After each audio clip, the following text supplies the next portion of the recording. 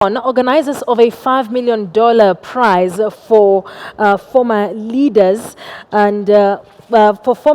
have once again failed to find a winner after no one met the criteria which aims to shine a spotlight on democracy and outstanding leadership. To win the prize set up by Sudanese telecoms tycoon Mo Ibrahim in 2006, a leader must have been a democratically elected head of state or government and left office in the past 3 years, serving only their constitutionally mandated term. He or she must have shown outstanding leadership in developing their countries and lifted people out of poverty. In a statement released on Thursday, the 7-member prize committee said they did not select a winner for the 2015 award. Since being launched in 2006, the Ibrahim Prize has only been awarded 4 times to Mozambique's Joaquim Alberto Chissano, Botswana's Festus Mogae, Cape Verde's Pedro de Verona Rodriguez Pires, and Namibia's Hifikepunye Pohamba. South Africa's Nelson Mandela was awarded an honorary prize in 2007.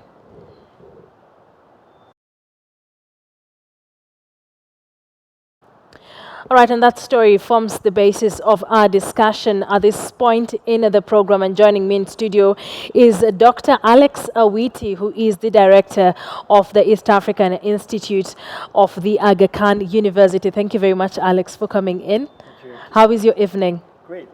All right, definitely straight into it. Why is it award so elusive?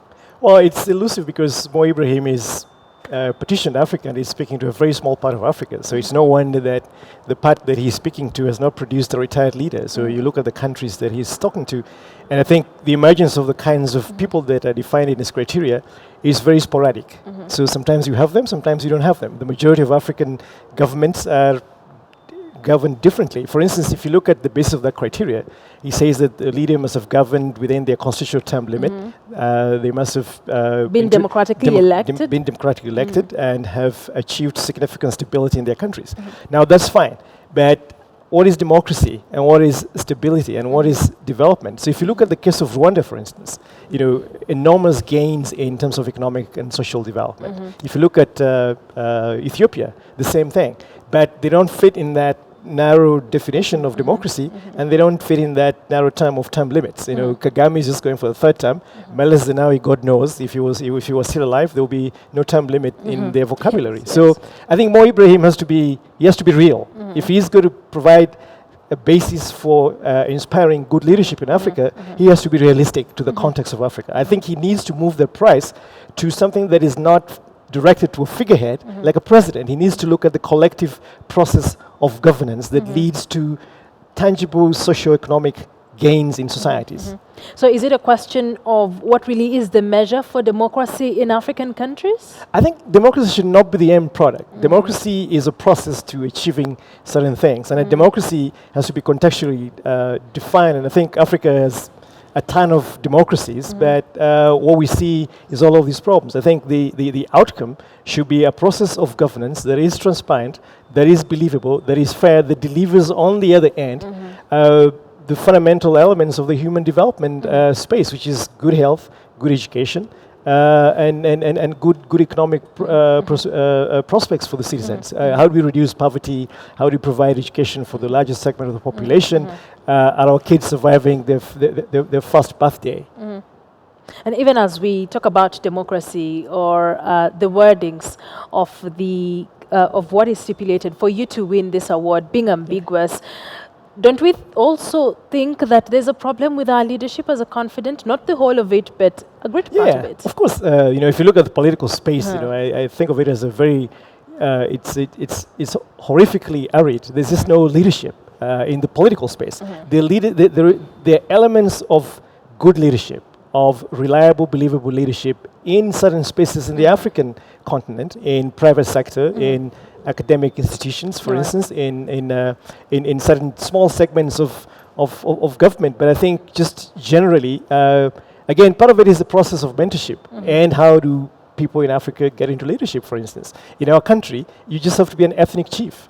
You know, there And is you have no to come from a particular tribe. yeah, and that tribe has to be large enough, for instance. So I don't think there is any real criteria or any process of credible preparation and mentorship into leadership. And I think some of these presidents, if you ask them what their job is, I'm sure you'll get blank stares. I don't think they really know So where what they're exactly are supposed we to do. getting it wrong as a continent? I think we're getting it wrong in the sense that the citizens, I think the quality of what you might call leadership in the political space is also something that speaks volumes about the characteristics of the populations.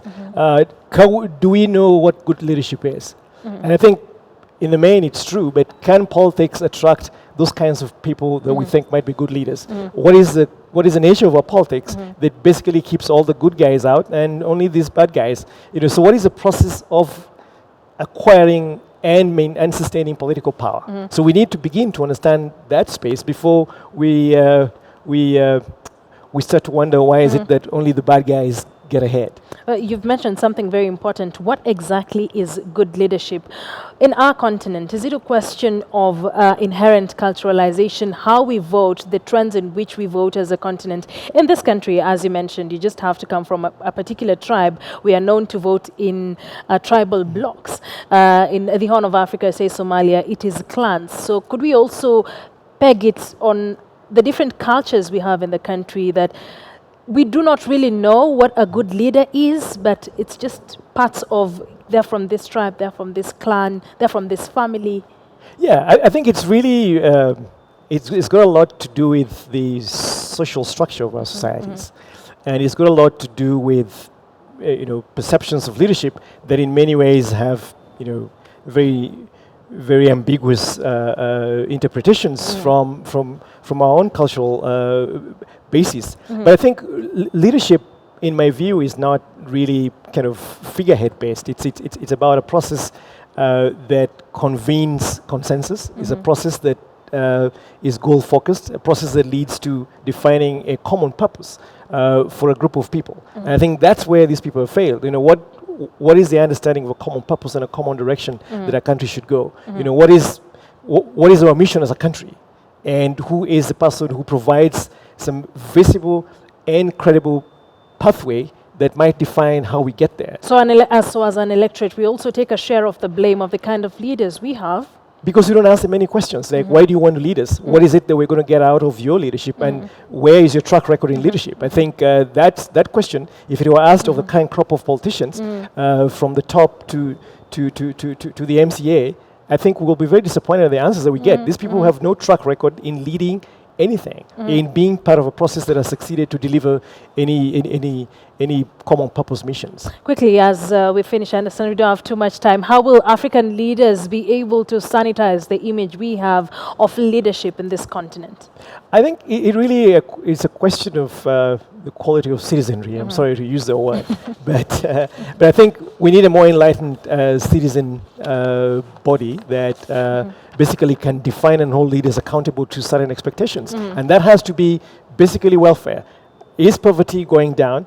Are people getting better educated? Are we having more jobs in our societies? And especially for the youth. So we should start asking questions. We should start asking questions. Start asking tough questions of leaders. So they have to tell us why they feel that they should be the ones to lead.